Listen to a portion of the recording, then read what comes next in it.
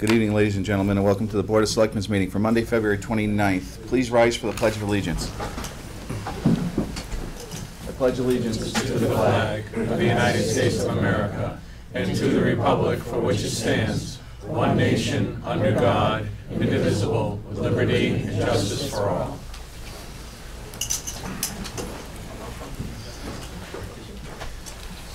If you'd indulge me in a moment of silence to reflect, to allow us to reflect on our duties as servants of the town, and also to pray for the safety and safe return of our soldiers, both overseas and in the United States.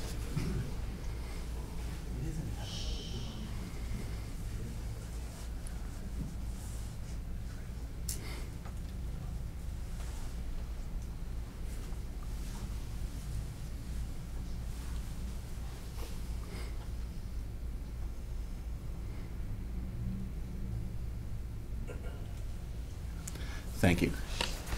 In accordance with Mass General Laws, I have to announce that this meeting is being recorded by East Long Meadow Cable Access and also by the Selectmen's Office. And I have to ask if anyone else is recording the meeting. Western Mass News. Chris Gaudreau, matter. Anyone else? Okay, great. Me. Okay, and Selectman Thorpe. First appointment tonight is Pride Stores, Inc., 13 North Main Street. It's an application for a change of substitute manager from Nicole Roy to Sheila Hurlbert. And Sheila is here. Come on up. Yes. Hi, how are you doing? Good. Hey, nice to meet you. How's Tony doing? He's doing good. Good. I'll tell him you said hello. I will. How are you tonight? Very good. That's good. So you are here to become the manager? Or The assistant manager. assistant manager, I'm sorry. I don't think Paul would appreciate it if I wanted Well, you to. know, we could give you a promotion, but while he's not Okay, here. So. I'll tell him when I get to work. All right. I don't know if there's anything you want to tell us about your background as far as in either in Pride or in managing. I worked in the Postal Service for about 35 years. I was a supervisor of distribution operations for about 30 years. So I've had a long career in management. I retired, and then after taking to the couch, as they say, for a couple of years, I decided to go out and get a part-time job. And when the opportunity came up, they kind of really, come on. Mm-hmm. And so I said, okay, if I'm doing the extra work, I'll take the extra money. Well, good for you. Congratulations. Any questions from the board? No, I'd like to I'll propose. just reveal that she does know my husband because she said it when she shook Yeah. my hand. Okay. Her husband worked for me. Oh, okay. I'd like to propose a motion to accept the change of substitute manager from Nicole Roy to Sheila Hurlbert for Pride Stores LLC. So moved. Is there a second? Second? Any further discussion? Hearing none, all in favor? Aye. Aye. Congratulations. Oh, So- thank you. It's all set? That's it. Yep. Thank you so much. Good luck. Bye, Angela. I'll tell him you said hello. I work at Pride. Anybody wants to The proceeding was not a paid advertisement. Our next appointment, who hopefully will not say anything about it, is Gordon Smith, Superintendent of Public Schools, and Rich Ficero regarding the statement of interest. Good evening. Good evening. Rich, how are you? Gordon? Nice to see you.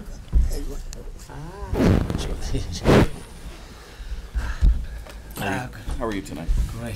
So you are here in Here we are another again for the attempt. third time. Yes. Yes, Hopefully Third time's a it's hopefully charm. yes, it's a Yes. charm and not the Yeah. strike. So. Yeah, we're just trying to secure, a process of trying to get a Yeah. new high school, and we're well versed in this. As you said, this is our third time, and I think pretty much the information is exactly the same as the two times before. Just want to begin the process. That's what we're asking. That's all. Okay. Go ahead. Just along those lines, each year where we have not been invited into the Mass School Building Authority's process, we have to then reapply and put in another statement of interest. Along with that comes an endorsement from the Board of Selectmen and an endorsement from the school committee. So that's what you have before you tonight. Okay. And if I remember correctly, the last couple of years, you're competing, if you want to say, with 90 to 105 All right. other schools. Yeah, it's for, usually over 100. And it's on a basis of what they deem need? They have their own process for prioritizing. Mm-hmm. Our school is too well maintained right now. Imagine that. Talk about catch-22. Because we maintain our schools so well, thanks to the DPW. That's a credit to them. It is. It is a credit Yeah. for them. So, Absolutely. yeah. Oh, okay. So, from what I understand, because I've done this before, in order to get our blessing, if you will, I have this lovely motion that I get to read. Right. They And that provide us will- with the language. and first of all, does the board have any questions regarding this? No? Okay. Hearing none, then, let's see.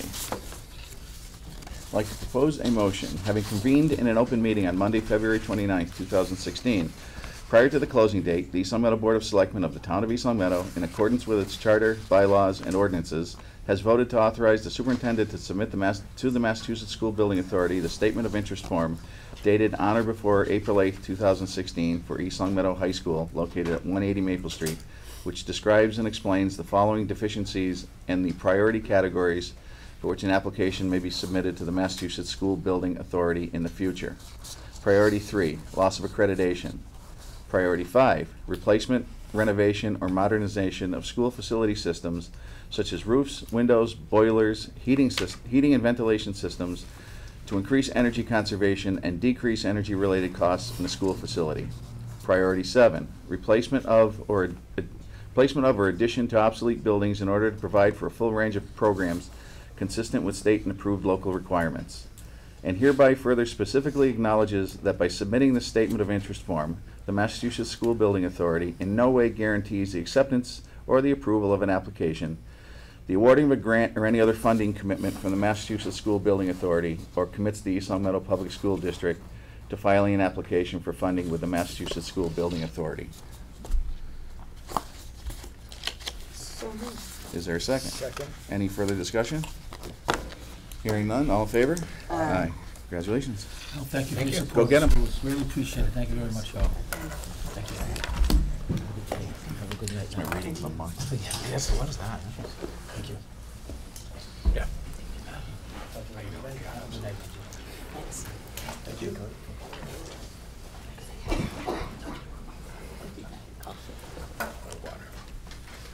All right, the next item on our agenda are police chief candidate interviews. Now, unless I'm wrong, we only have 2 candidates now, correct? We received an email about an hour ago saying that our first candidate had withdrawn.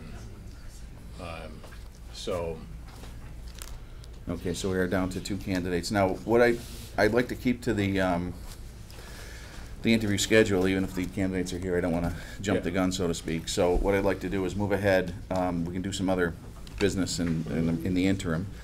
I'd like to propose a motion to approve the open session minutes of April 7th, 2015. So moved. Is there a second? Second. Any further discussion? Hearing none, all in favor? Aye.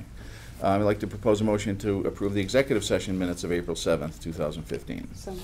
Second. Any further discussion? Hearing none, all in favor? Aye. The next item under old business is interim town manager community compact application. yes, so we, through Selectman Angela Thorpe, we did a last-minute whirlwind application for the governor's compact community, and we just received an email saying that that's been accepted. So we're very happy about that. IT department is going to be submitting for approximately $300,000 for a Just completed it. oh, and he sent it in already. There was a deadline also, it was very soon, so it looks like that's going to look very well. And thank you for Ryan Quinby for doing that for us. And that's going to be for a reliability backup between Long Meadow and East Long Meadow. Also, human resource is another one that we've submitted to the state to help develop a human resource department. I met with the DPW board last week, and they voted in favor of supporting the development of a human resource department. And the superintendent of schools met with the chair of the school committee and also endorsed with an email a human resource department, a town-wide human resource department.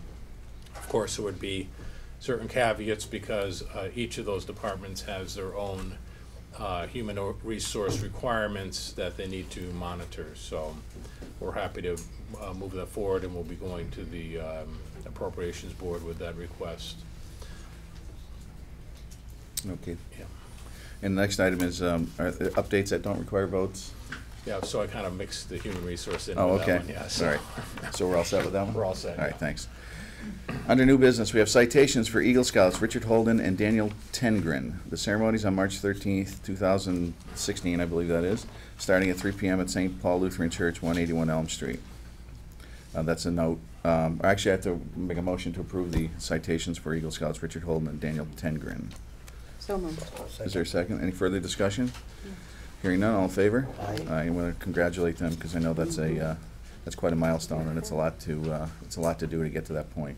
Okay. We have a request from St. Michael's Family Life Commission for a one-day liquor license, all alcohol, on Saturday, March 12, 2016, from 6 p.m. to 11 p.m., and an entertainment license for the same date and time at 53 Summers Road in conjunction with their Irish Night.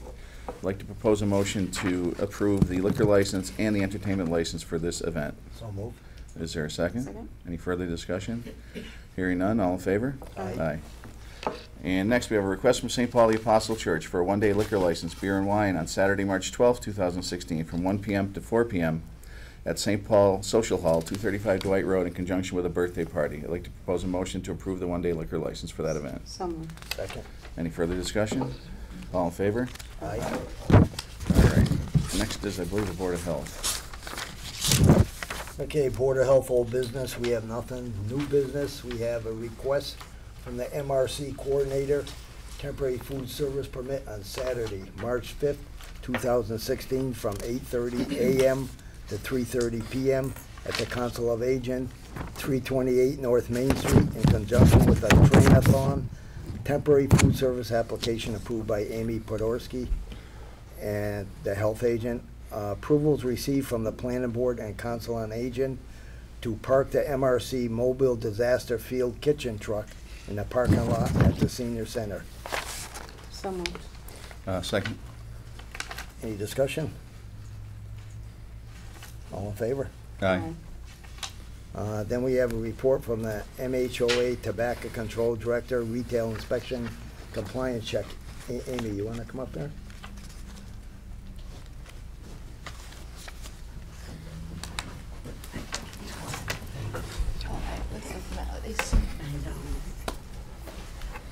All right, so I included in your packets a report that I got from the Tobacco Control Director from Massachusetts. 3 of the tobacco retailers that we have in town received a warning letter. I'm not privy to what they violated, other than the tobacco law. That's C-Mart on 668 North Main Street, Sonny's Mart Convenience Store on 47 Maple Street, and Sunoco on 204 North Main Street. Okay. All right. The second item, or I guess the second item that I have for you guys. Yeah, public. The next item, Public Health Nurse. Yeah. There, Amy will report on.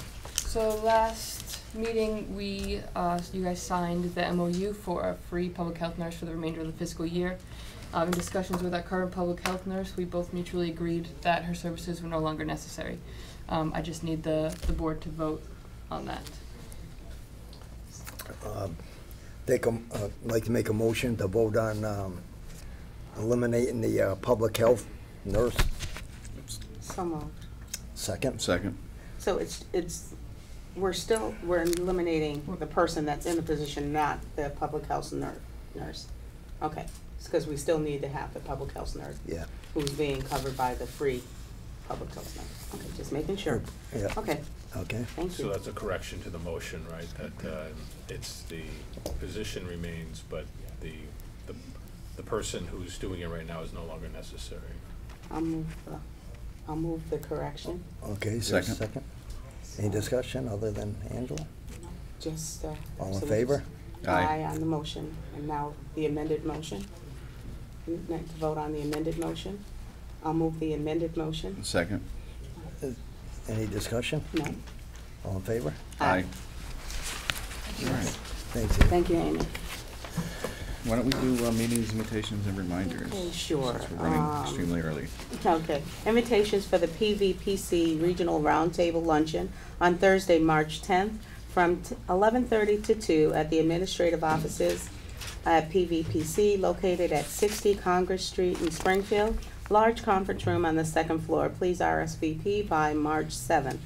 Board of Selectmen meeting will be on Tuesday, March 15th at 6 p.m. If I might, I that's for think that's discussion, something- that's a primary election day, It so we is. have to move the, move our meeting. To the Wednesday? I was thinking that, yeah, the 16th, if that's okay with everyone. Is that okay with you, Bill? Yep. Okay, so that'll be on Wednesday, March 16th at 6 PM in the Town Hall Hearing Well, Room. maybe we should put to be determined for the Okay. location, because this may be taken by the Okay. planning board or somebody, so. Okay, so the Board of Selectmen meeting will be on Wednesday, March 16th, and at 6 PM, and the location is to be announced. Town elections will be on Tuesday, April 12th at Burson Park Middle School at 50 Hanward Hill from 7 AM to 8 PM. The annual town meeting will be on Monday, May 16th, at 7 PM in the East Long Meadow High School auditorium.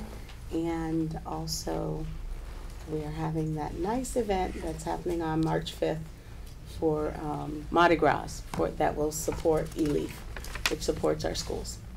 So if you haven't gotten your ticket, get out there and get one. All right, thank you, and I might add, since we moved the selectmen's meeting and it's not on here, on March 15th is the preliminary election day in town, hence the moving of the meeting, and I assume the polls will be open 7 AM to 8 PM, just like they are Yep. for all the other elections. That would be right. All right, we're still running like 15 minutes early, so I may request a 5-minute recess. So moved. Is there a second? Second? Hopefully no discussion. All in favor? Aye. Aye.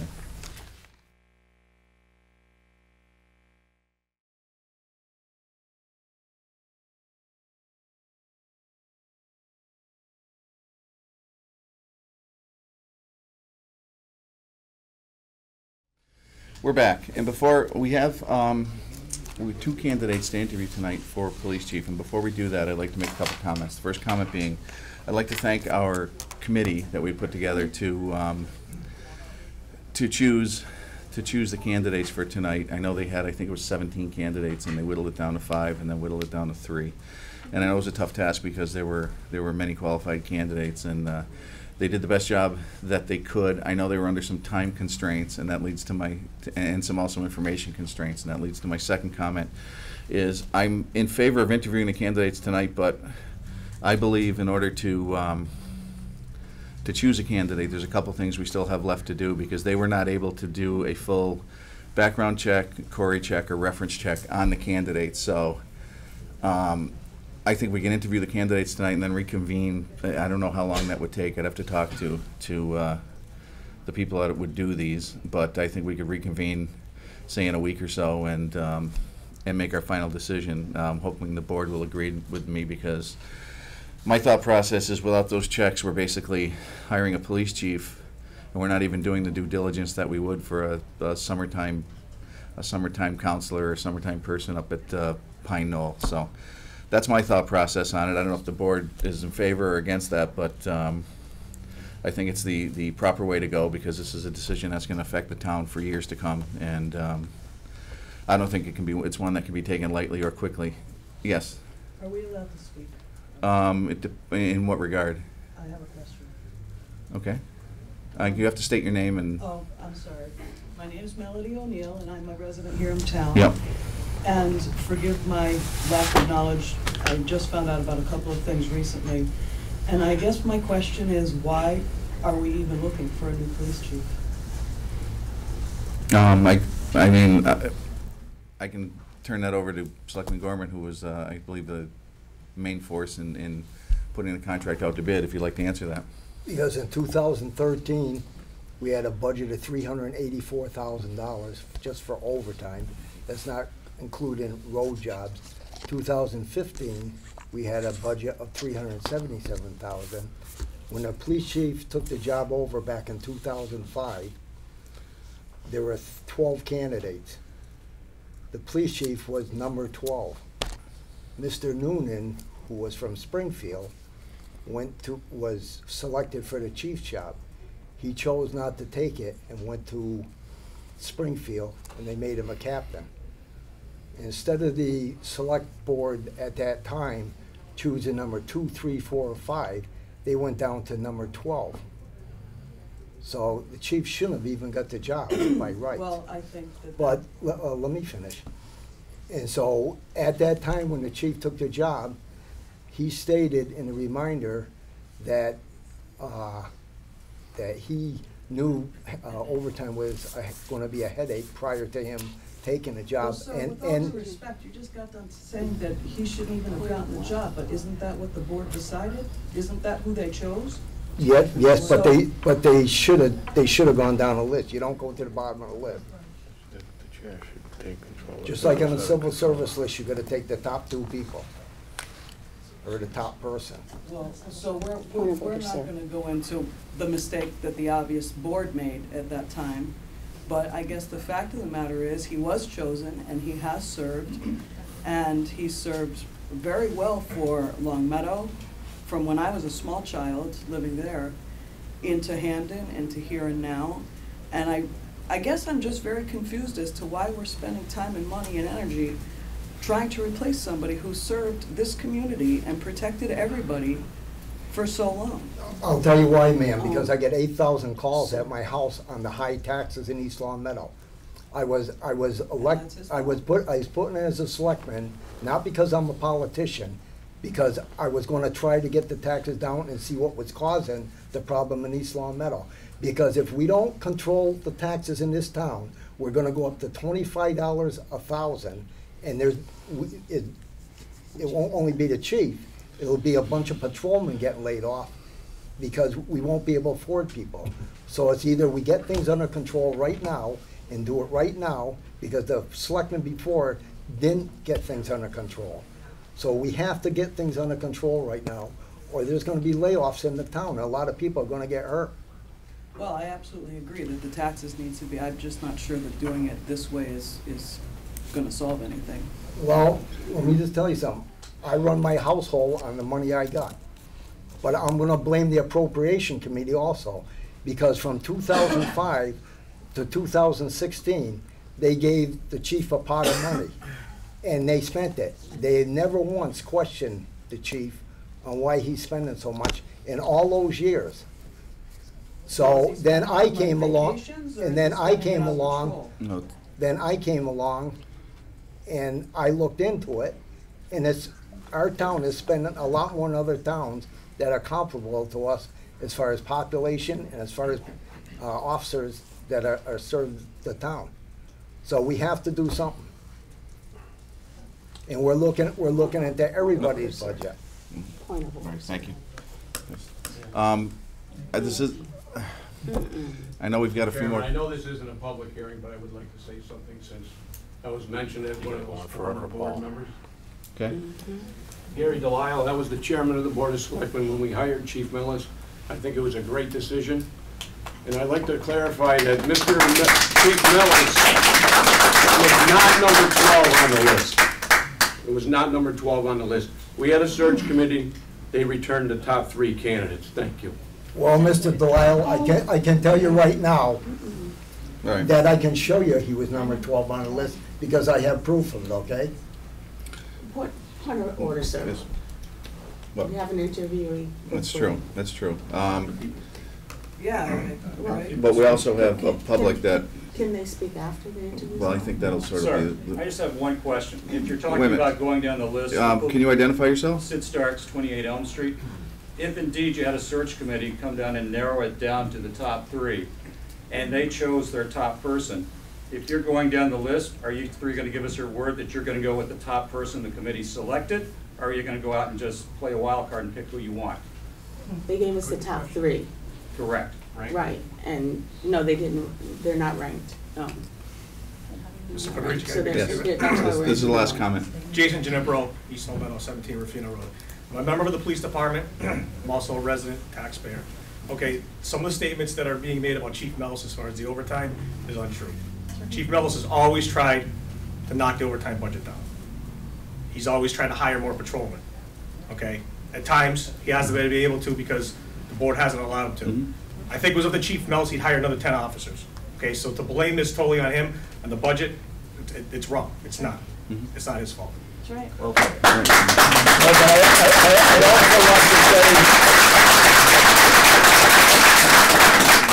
I'd also like to say, according to the reminder, Chief Mellis blamed the union and you patrolmen for the overtime because of your contract. So my thing is, That was, does he, contract was let me approved. finish, please. Okay. Do the patrolmen and the union run the overtime, or does the boss run the overtime? Any place I worked for, the boss told me whether I could work overtime or not work overtime. There's a So combination. if that's the case with the patrolmen's union, maybe we better take the contract back and look at it a little harder. In 2.5 years we can, Mr. Gorman, because it's been ratified. But with that being said, the chief approves overtime and there's contractual obligations also. thank you. We have to be protected. All right, yeah. All right, now, getting back to, I appreciate everyone's comments, by the way. Getting back to my comment, I want to make sure that, I want to propose a motion that we are interviewing the candidates tonight, but we are not making a decision tonight because like I said, once again, we have some more information to do on some of these candidates, and this is a very important decision. So I'd like to propose a motion to hold off choosing a candidate until these three items, at least these three items, have been addressed for our final two candidates. Excuse me, comment? Mhm. Can these three things that you're talking about can be done after the candidate is selected? I don't also? think so, because you don't want to choose a candidate and then find out that there's something wrong with them.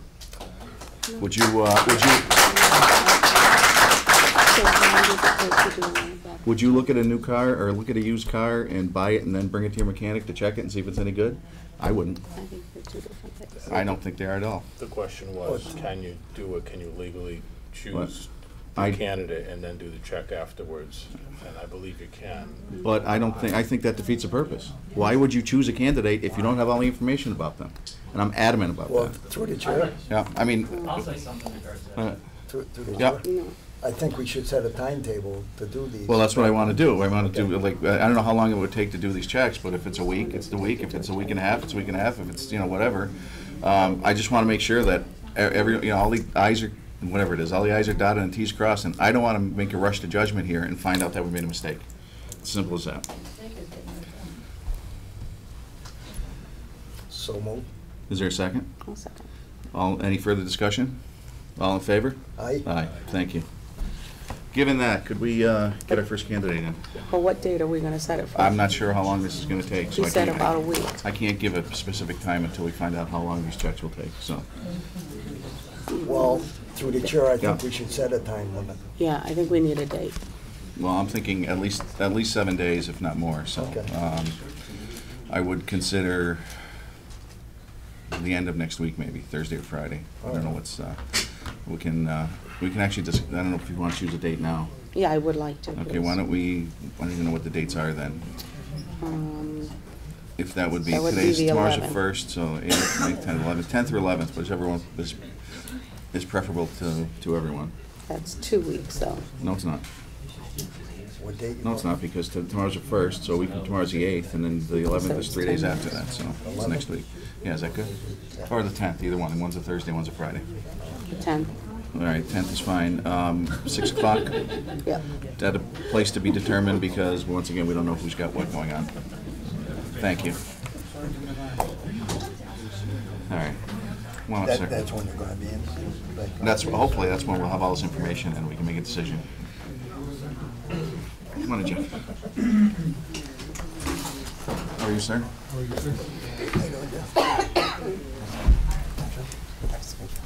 I think you guys already have my resume, but in case you don't. Okay. leave a copy for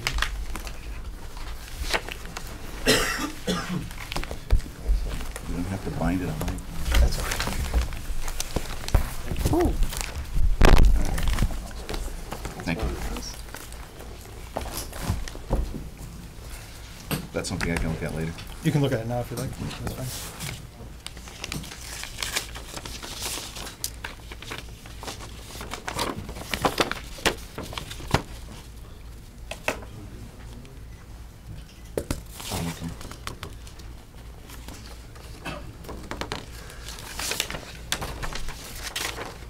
All right, thank you. All right, how are you tonight? Good, thank you very much. The process is similar to when you were first hired, below those many years ago. And what we're going to do is we've got 11 questions, and we'll start with Selectman Thorpe and just work our way 3, and then 2. And then, as you heard, we'll be coming back a week from Thursday to give our final decision.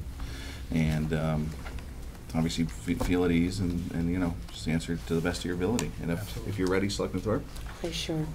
What are your qualifications that would make you an effective candidate for police chief? First of all, I'd like to thank the board for giving me this opportunity to be in front of you tonight, Okay. and the search committee also. Thank you for stepping very up. much. Appreciate that. What's the qualification that makes me a good candidate? Mm-hmm. Well, I've got 30 years invested in the town of East Long Meadow. Started back in 1986. It actually started in 1981 when I started working for the DPW for 5 years. I transferred over in '86 to the police department. I've been a taxpayer, a resident, all those years. Mm-hmm. I have done most of every job up in that department for the 30 years. I've held a lot of different jobs up there. Mm-hmm. My name might not have a lieutenant or a captain or a chief before it when I come before you tonight, but again, I've held almost every responsible job in that department up there other than the chief of police. Thank you. I write slow. What is your experience in leading and scheduling a team of employees? Back in 2006, the town promoted me to sergeant. That's more of a command position. From the last 10 years, I've held that position through incidents that's come up through town. I've been in a position to be supervise the men and women up there at the department. I've been involved in a drug task force that allows me to have some kind of supervisory position with the guys I work with in town and with different groups in the task force. Okay, thank you. Jeff, is there anything that would prevent you from carrying out any duties relating to the job of police officer or police chief? If so, please elaborate. I don't believe so. Looking back, I think the job is a job of integrity, professionalism, honesty. I think I display those qualities. I think it's a job that the town should look for as the utmost in the department, obviously. And I have no disciplinary record before the board in my 30 years of tenure as a police officer here. And I think that's an accomplishment. And if you take anything less than that, it would be lowering your standards here and for the taxpayers of the town of East Long Meadow. Okay, thank you. The opioid problem is frankly rampant in our community. What are your thoughts and potential solutions for this problem? Solutions, it's a tough one. Okay. I've been involved in the opiate awareness committee. It's a youth safety committee in town. I talked with Chief Mellis a couple years back. We had a couple office meetings. He decided to push it forward to get the town more involved. I've been involved in that part of the committee for the department to show them that there is a concern among the police department that we will be involved in that process. As far as the solution to the opiate crisis, I do work with the drug part of the town as a drug enforcement officer. It's a never-ending battle. We do the best we can, and I continue to look at the situations that arise every time. We get a lot of issues coming from surrounding communities that are put upon us. So we hopefully work together with surrounding communities to alleviate the problem of the opiate crisis. Okay. Thanks. Jeff, how have you prepared yourself to become chief, and why are you the best candidate? Well, I believe I'm the best candidate because you're looking for someone that will live in town. I've been in town for the past 30 years. I've been a taxpayer for the past 30 years. I've invested 30 years in the department. I don't know any other candidate that can say that before you tonight. I share the same concerns you guys do with the taxes in town. I have the same stake as you guys do. So. Thank you. Also, Jeff, what would the town expect from you from your first 90 days as chief? And the second part of the question is, Please explain how your administration would be viewed 3 years down the road from now. My first 90 days in office, well, I can say I'm gonna hit the ground with my feet running. I know the people up there. They're a great bunch of guys and girls. There's an office in the back that works well, also the civilian staff. 90 days, I would hope to get the staff on board with fresh new ideas, previous than the other administration, and hopefully implement a grant writing system. We're looking to push forward a grant officer to get some money for the town to supply ourselves with needed funds for paying for equipment, training, and even for some of the details that we might run across.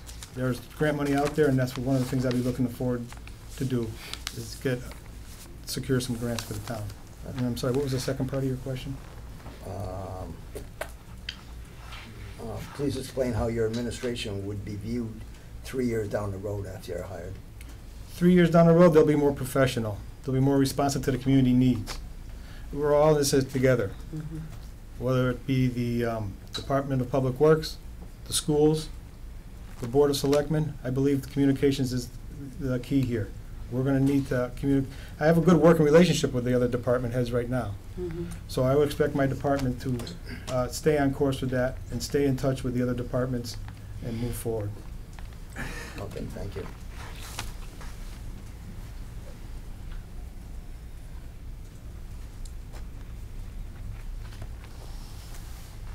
Okay, thank you.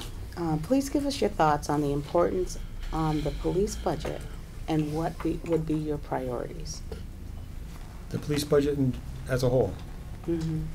My thoughts on it, that we're service orientated.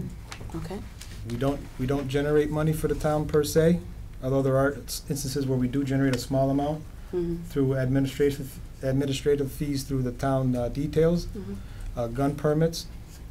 But the overall budget, people complain about it all the time. My responsibility as a taxpayer and as the chief of police is to make sure that I answer to you people and the public and make sure that it's transparent.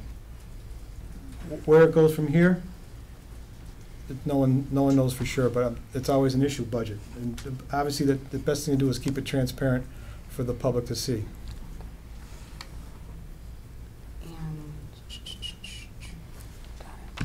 Thank you. All set? Still writing, but great. I get a pass because the next question is, if hired, would it be an issue for you to move to East Long Meadow? So I don't think we... Well, I can't comment on that. You guys... I know you've moved within East Long Meadow, but I know you don't. I mean, you guys asked for a resident. Yes. And I am a resident. I've been a Yes. resident of 30 years here. I've got stake invested in this town for 30 years. My kids are a product of this town for 30 years. I mean, I've been on the job longer than my oldest son. So I am a resident, and I'm a taxpayer, and I share your guys' same concerns. Thank you. All right. Jeff, please describe your leadership style and how did you develop it? Well, I took a lot of training through over the 30 years. Some of them were in the leadership command staff area. I believe part of it's my nature. When the job for sergeant came up, I could have said no, but I choose not to. I went forward with it. I think from that, I think the department is a better place because of my decision to move forward as a sergeant. And my leadership, I'm sorry, what was the leadership style you said? No, just describe your leadership style and how you developed it. Yeah, so basically, through my training over the course of 30 years and putting myself in the position to make decisions, learning from those decisions I made. Okay, thank you.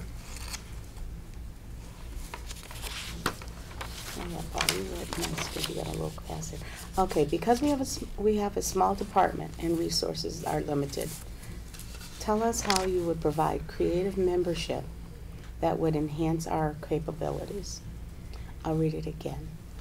Because we have a small department and resources are limited, tell us how you would provide creative membership that would enhance our capabilities. I'm not too sure what you mean by membership. I think whoever submitted this was talking about the membership, meaning the police force. So how would you help them get most bang for the buck?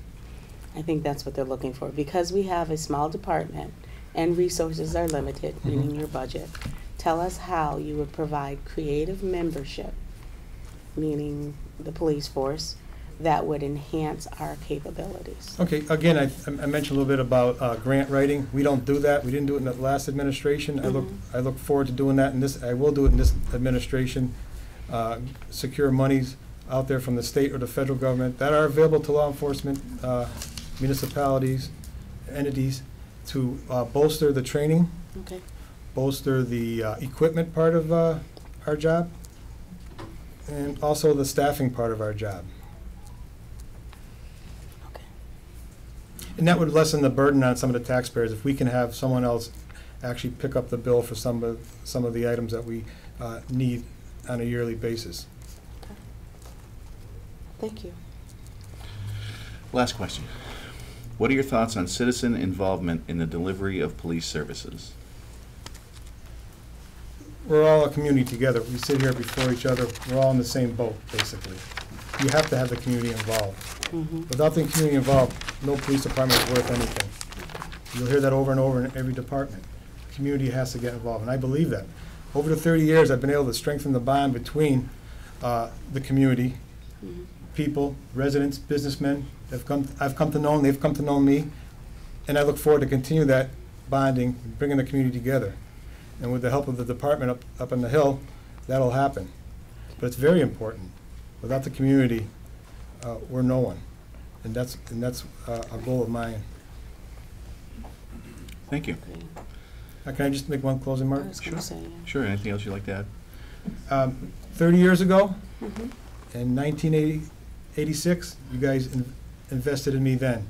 You believed in me then to hire me.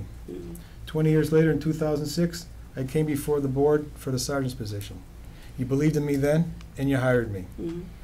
With 30 years of strengthening this community with the ties, I get along with all the boards. I look forward to getting along with this board, keeping the line of communications open, which hasn't been done in the past, and it's very important. And I think in 2016, by you guys putting me in the chief of police position, you're going to get a return on your investment. I've invested in you guys for 30 years. I'd like to see that you guys get a return on your investment in 2016. I look forward to that. Great. Thank you very much.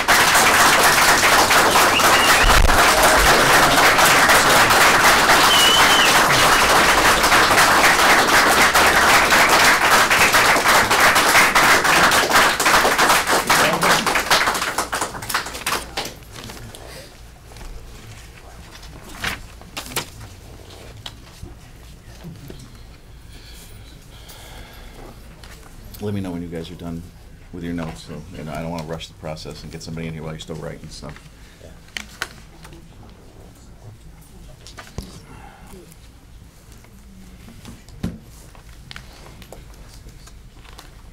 And I want to thank you all. I know you all knew it was my birthday tomorrow, so that's why everyone showed up, and I want to thank you all for that. So. 60 years old, 60 people. See, it works out great. Yeah. I forgot my oxygen tanks. You all set? Yep. Angela, you all set? No, but I can be. Okay. I can do that later. All right. Greg? Yes.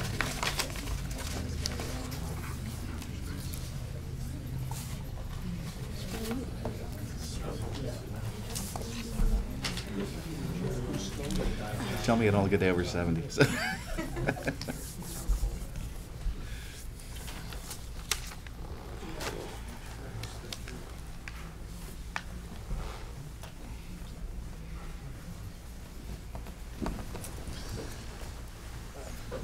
Yep. Okay, nice to meet you. Can I call you Dan? Yes. You call me Paul. Nice to meet you, sir. How are you tonight? Very good. That's good. Have a seat, relax. What we're going to do is we've got, I believe it's 11 questions, and we're going to start with Selectman Thorpe and just work our way around like 2 2/3 times, and then you'll be all set. So we can, but the process is hopefully fairly painless, then if you're ready and Selectman Thorpe is ready, we can go. What are your qualifications that would make you an effective candidate for police chief? Me, retired 28-year veteran of the West Springfield Police Department. Highest rank attained was captain. As a police officer in West Springfield, I held many roles, starting with my first assignment, special assignment, was as a community policeman in the early 90s on a motorcycle in the Merrick section. I went into the Detective Bureau. I was promoted to sergeant, was a patrol supervisor, went into the Detective Bureau, was a detective sergeant, transferred over to the drug squad, was a drug sergeant, and until I made captain, then I became the captain of a shift. I have a master's degree in criminal justice. I have many schools and seminars I've attended for continuing education. I'm still attending them. I am going to the active shooter symposium put on by the Homeland Security Department on March 16th in Deerfield Academy. I currently work as a part-time officer for Chief Scott Fleabot in Granville, Mass. I assist him in policy review, report writing. He has a part-time department, so he needs help in having somebody who can oversee his department's report writing. I assist in drug investigations, and I'm currently a West Springfield City Councilor, which deals with the political elements of government, budgets, policy, ordinance, and those such things. Thank you. Dan, what is your experience in leading and scheduling a team of employees? As a drug squad supervisor, I was responsible for a standalone unit. It's a unit within the Detective Bureau that I was the supervisor of. So I made the schedule, which it's pretty standard in policing, is the 4 and 2 schedule. But the drug unit had a lot of flexibility because we went where the action was. So we would flex time. I was responsible for all monetary issues. The budget, it had its own drug budget, buy money, seizure money. And then as a shift supervisor, I was responsible for the maintenance and care of the midnight to 8 shift, making sure that policy issues were handled, rules and regulations, attendance, special considerations, people who are having difficulties, illness, family troubles. You're more of a kind of a leader of a small social group rather than a manager of a large group corporation. It's more of a family type atmosphere. Okay, thank you. Dan, is there anything that would prevent you from carrying out any duties related to the job of police officer or police chief? And if so, please elaborate. There isn't a thing I can think of that would prohibit me from carrying out the duties of police chief. Okay, and these are not my words. The opium problem is frankly rampant in our community. What are your thoughts and potential solutions for this problem? It's known as the opioid crisis, and it's a crisis because it's essentially burst out of socioeconomic. There are no socioeconomic barriers anymore to the problem. It used to be relegated to low-income neighborhoods and such, but now it's in the suburbs. The issue has many reasons, many core reasons, but the age group that it's affecting is what is making it so shocking. It's 18 to 30-year-olds. It's normal middle-class people. It's their children. I have 3 daughters. I am conscious of the issue every day. It's my greatest fear is that something would happen that would cause them to move down that road. I think that children or young adults that age, they're under a lot of pressure. people think that that age group, oh, everything's great, they're having a great time. There's a lot of pressure, there's a lot of stress on them. The availability of prescription drugs in your own home is a gateway. Unfortunately, they have decriminalized marijuana, which has given this signal to that generation that it's legal, and I consider it a gateway drug. So to deal with it is it's a medical problem, number one, for the abuser themselves. They are incapable of stopping what they're doing once you're addicted. So that's a medical issue, and it's a community issue, and it strikes at West Springfield, Agawam, Long Meadow, Eastland. Nobody is immune from it. So because it's a medical issue, you have to work with your public health department, with the state. There's many programs, there's many workshops that are opening up to how to deal with it. The critical area for me is I worked extensively in the West Springfield school system, particularly the middle school, where I was a constant day-to-day presence in the kids' lives from 6th grade on. And it's been probably the best thing that ever happened to me as a policeman, because now I still know kids that now they're moving into a young adulthood. I have a great relationship with them. I'm able to talk to them. I'm able to counsel them. I'm a CCD teacher, and I have the class that I've known these kids since 6th grade. So within that setting, we talk a lot about life, about pressures, about how to handle things, and I think it makes it it's an important area to speak to the kids about, other than hearing it from their parents. From a law enforcement perspective, the war on drugs is continuing. Every day, Springfield is, they have the finest narcotics unit that's around. The state drug task force is a federal task force as well, are constantly working to focus their assets on the dealers and on the traffickers, and that's where you have to put your emphasis. Every town has its small-time dealers. That's what the police department's there to do, to identify, to arrest, and prosecute those dealers, to have no gray area about it. So it's a multi-phased approach.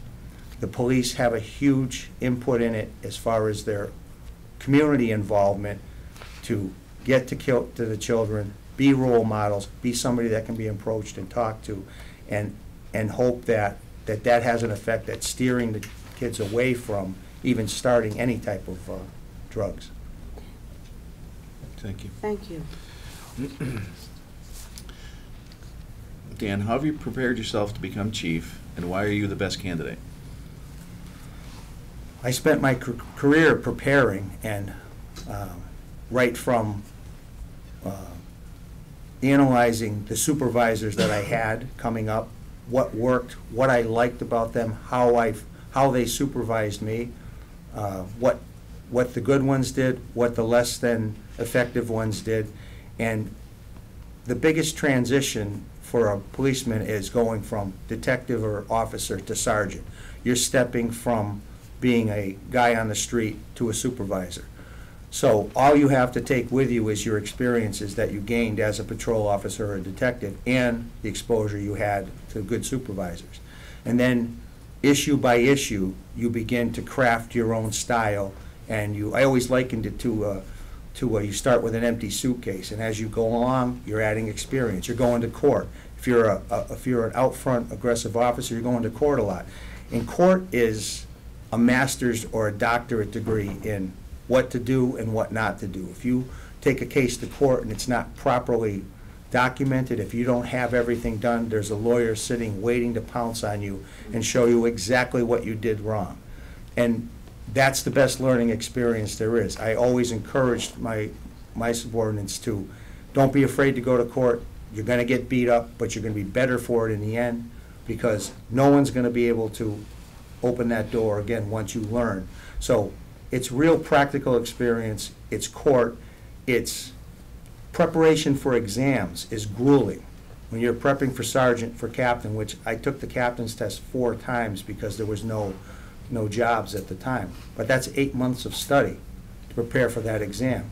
and it's rigorous, but it immerses you in the literature and the philosophies of community policing, of police administration, of all the applicable laws. So you're forcing yourself, no one's making you do it because you want to do well, and then the actual hands-on experience of supervising. Thank you. Dan, you all set? Yes. What could the town expect from you in your first 90 days as chief? And the second part of that question is, please explain how your administration would be viewed 3 years from now if hired. The first 90 days and then a 3-year look back, how would it be viewed? I'll start with the 90 days. Within 90 days, I would immediately initiate a top-to-bottom review of policies, procedures, rules, and regulations. I would use the template for the Commission on Law Enforcement Accreditation, which is nationwide 900 practices that are considered best practices by all the leading police organizations. To use that as a template to compare what the existing policies, procedures, rules, and regs are. A department has to have up-to-date and solid rules and regs and policies. Those are the guiding forces. Those are the issues that come to play whenever a lawsuit is filed, and lawsuits are commonplace. So if you have excellent policies, if the personnel are trained in the policies, if the equipment is provided, then you have a solid foundation against liability. That would be my first goal. The second would be, well, continuous. These would be continuous goals, working all at the same time, is get to know each and every officer in the department. In a department this size, each person has a unique perspective. They can tell you what they perceive works and doesn't work, what their goals are, what they would like to see, where they would like to see the department go. So that gives you an overview and a sense of where it is mentally and emotionally for the people working there. What are the problems? That was always one of my priorities. Was I like to remove barriers to performance. If there's something as simple as a desk drawer is sticking and it drives you crazy every time you go, let's fix it.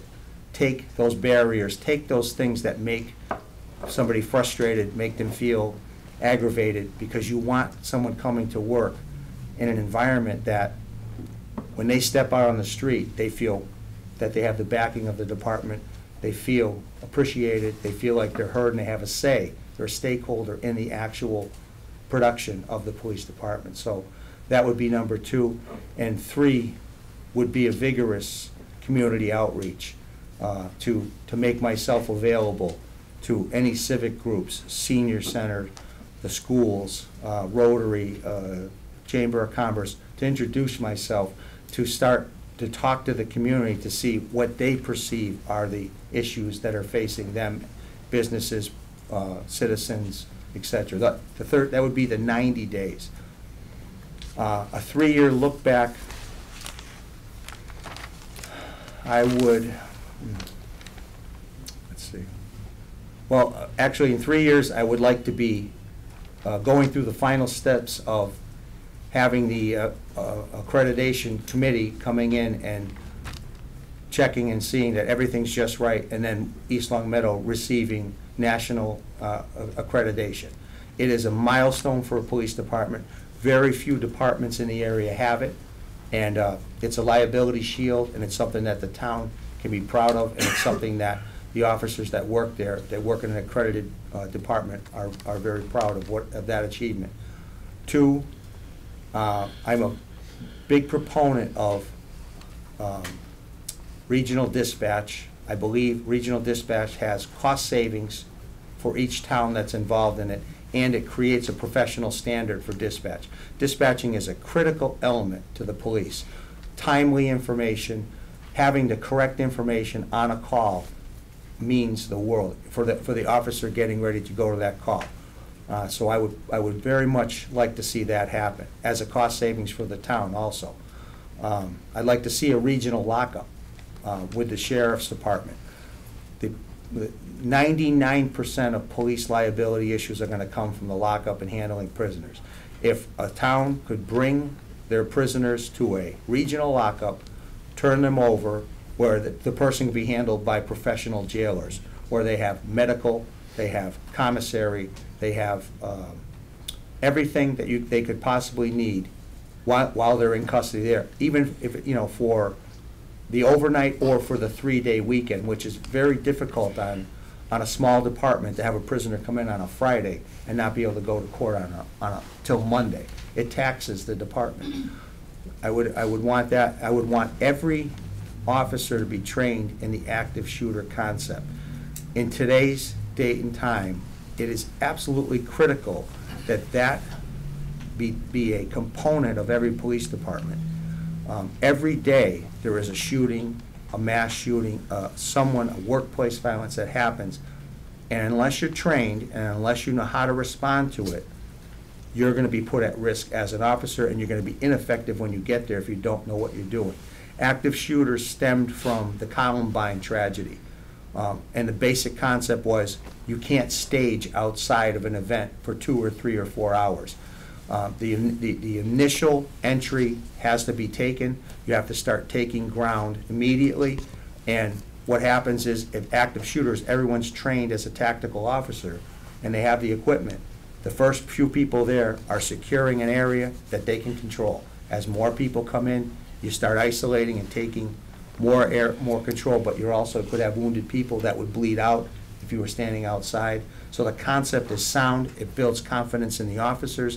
It builds confidence from the community to know that our initial response would be solid and professional. I would want it to be a clear distinction and a clear difference that I would promote volunteerism from the department. I think the more that police have a tendency to stay within their own shell, that the more they're encouraged to volunteer in any capacity in town, it gives the citizens an opportunity to get to know them as people. They get to view citizens and their problems and issues outside of the police kind of narrow sense. So I would like to say that the citizens would say, wow, we're having a lot more police involvement where people are volunteering to do things in the schools, like I said, Rotary, or any organization that would get people out and integrated. I would like to have a very good relationship with the schools so that the officers are role models. And a concept that works very well in West Springfield is an auxiliary police unit.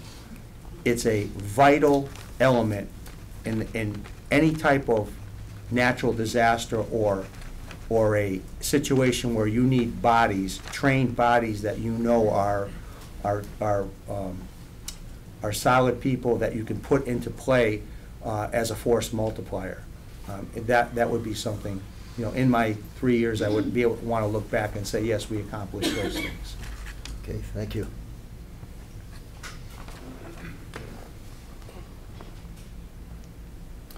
Please give us your thoughts on the importance on the police budget and what would be and what would your priorities be? Tax dollars are tight, going over budgets now in West Springfield. The police budget, for all intents and purposes, probably 87 to 90% of it is personnel costs. There's not a lot of money spent on frills, so the majority of your budget is personnel costs. So that's where the focus has to be, is do we have the appropriate number of officers? Are they deployed properly, which is the larger question. The department I come from, they're always screaming for manpower, but my premise always was it was a deployment problem. You have a finite number of officers on the street. You have to use them effectively. Crafting the budget, presenting the budget, and managing the budget are the #1 priority of the chief. It is a daily, weekly, monthly obligation that the chief has to make sure that those precious tax dollars, which in effect it's the town's will is being put through the budget. The town is saying, we want public safety, we want these initiatives covered, a crackdown on speeding, we want our officers to be doing these extras, so we're gonna put this in the budget to make sure that it happens. So as a chief, you have to be able to translate dollars into action. You have to, it's more of a performance budget than anything, to be able to show that the dollars have been spent properly and that they've been used in the manner and the way they were intended to be used. I'm sorry, would you please repeat the last sentence you said? If I could remember it, I would. No problem. I'll review it on my tape. Thank you.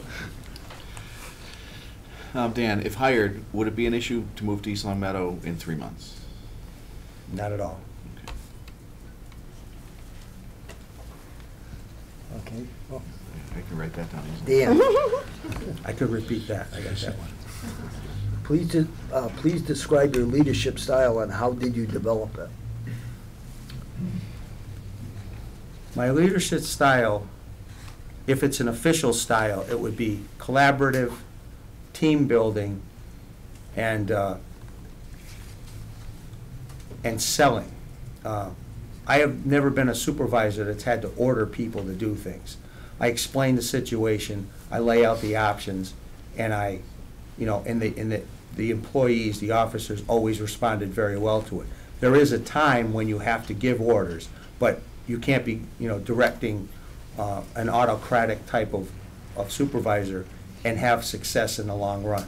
So the more that you allow or you have the employees buy into what's going on and sell change to them. Change is hard when you're making a change, but if you sell it well, and if they feel that it's going to enhance their careers and their job performance, then it's worth the effort to collaborate, rather than just dictate, this is what we're going to do, or this is how. My favorite, least favorite saying is, because we've always done it that way.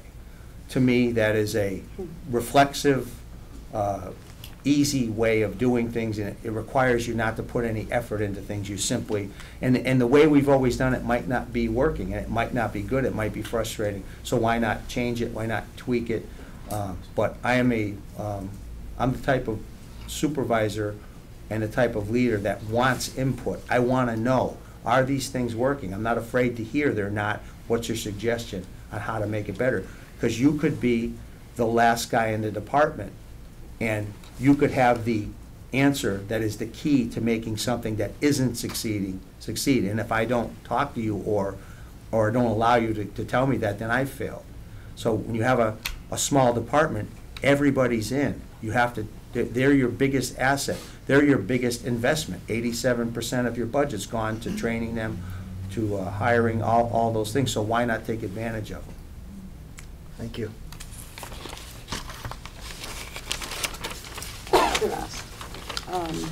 Because we have a small department, as you've mentioned before, and resources are limited, tell us how you would provide creative membership that would enhance our capabilities. And the Creative membership? Yeah, the membership would be the police officers. Okay. It's a question that's on here, sorry folks. Well, for a small department, one of the problems with a small department is that you don't, but it's also a blessing, you don't have a lot of specialization. You can have specialization to the point where when I ask you to do something, you can say, that's not my job. I only do this. I'm a specialist. So in order to enhance, you have to look outside the department, and there are huge assets available, ready, willing, and able to assist a department. If you don't have a 15-man detective bureau that has full forensic capabilities and a crime scene services, all those things, the state police does. The district attorney's office, the CPAC unit assigned to the district attorney's office, is the finest group of investigators you could ever have involved. They will come in for major crimes. They will come in with all their assets: crime scene services, command post, air wing, canine, arson, bomb squad. A small department could never reach that level of specialization, but it doesn't have to. because the state police has those capabilities. So building a strong relationship with them so that they know they're welcome to come in, and they always fear they're coming in and people resent them being there.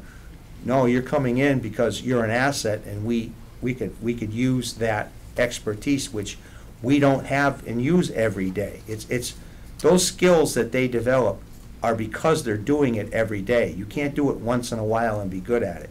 You also have Homeland Security. Like I said, the seminar I'm going to, they're always putting on training seminars. They're free.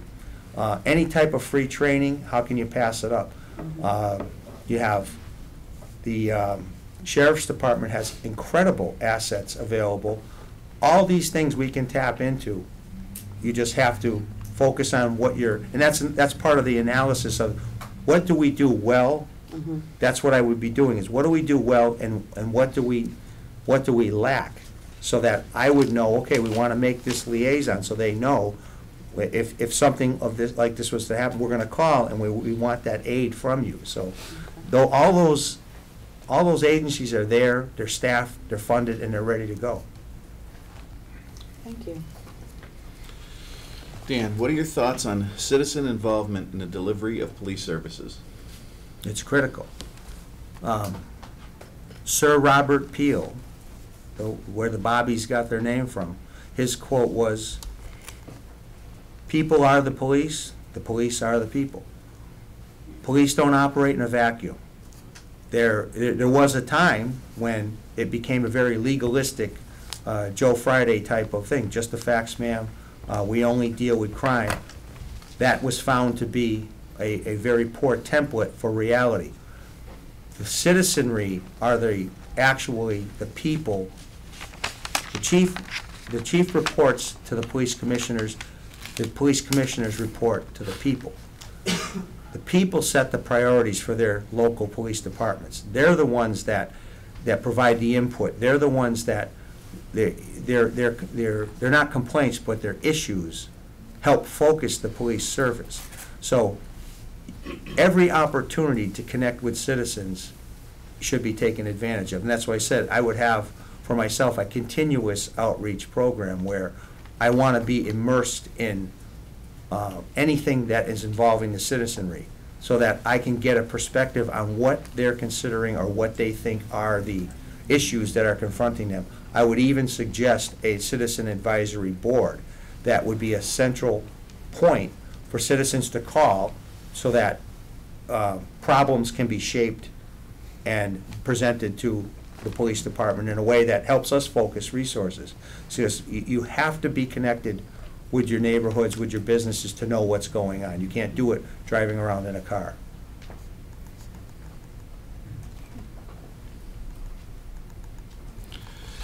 Thank you. That was the last question. Thank you very much. Well, you want to give them the opportunity to say Oh, I'm sorry, yeah. You have an opportunity to say anything you'd like, Just keep it briefly. Briefly, I am very pleased to be here. I consider it a privilege to sit in this seat and have this interview. I bring all the lessons learned in a life of law enforcement to this job. I will carry out the duties of it to the highest degree of ethics and honor, and it would be a lifelong goal reach for me to be able to lead the department of the quality of East Long Meadow with the fine people in it and to serve the citizens of East Long Meadow. And I thank you for your time. Thank you. Thank you.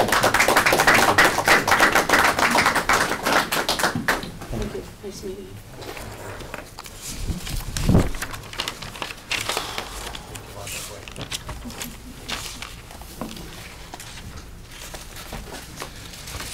Thank you. So we will do our due diligence and be back on the 11th, I believe it is, at 6 o'clock, somewhere in town. I believe town council is here, except he has no seats. You're the only thing left in the meeting. I didn't mean to put it that way. That was awful. That was like, how are you, sir? I'm great. That's the last thing left. Yes. Pretty good. Yeah. We had one of our candidates opted out, so we had like 25 minutes. But I'd like to thank you all for attending. Yeah. We almost had more people than a town meeting. Yeah, no kidding. Close. Oh, yeah. How are you, sir? I'm great. We have, I think, 3 items. It's the same 3 items that we have every time you're here, it seems like. I know we have the, let's get to it. We have not, we have, well, the only thing that's not, Executive it was the land donation, and why does that, And the update on that is I did receive a response to my email to them indicating that if the board does wish to accept the land without conservation restrictions, that they would be still willing to to transfer it. So Okay. if the board is willing to do that, I will contact them, tell them that the town is willing to accept the deed without the restrictions, and from there try to finalize that. if I remember correctly, we were the only ones who had questions. Any other board that was asked about this was in favor of? Planning board was not, Okay. unless the restrictions Right, were right. removed. Well, it was, yeah. Other than that, the other boards were Okay. okay with it. So now that the restrictions are removed, if we were to make a motion to approve the, Just say you'd be willing to accept. If you don't even have to make a motion at this point, just if it's a consensus of the board. Hey, can you take Please. it outside? My apologies. what's up? If the consensus of the board is to instruct me to move forward and try to come back to you with a deed, at that point, you could then vote to accept it. Okay. Is that Because I know I want the board's wishes? Uh, We don't, if you come back with a deed, we don't necessarily have to accept it. No. Okay. So at least we can get the proverbial ball rolling. Yeah, I mean, I'm Very just good. saying that for me. I don't want to speak for everyone. All right. Okay. Is that the one that has conservation restrictions? Yes, but they've agreed to remove the restrictions and just donate it, so. All right. In that case, I would like to propose a motion to go into executive session to discuss union and non-union collective bargaining, to return to open session only to adjourn. Second. Any further discussion? Hearing none, all in favor? Aye. Selectman Thorpe? Yes. Selectman Gorman?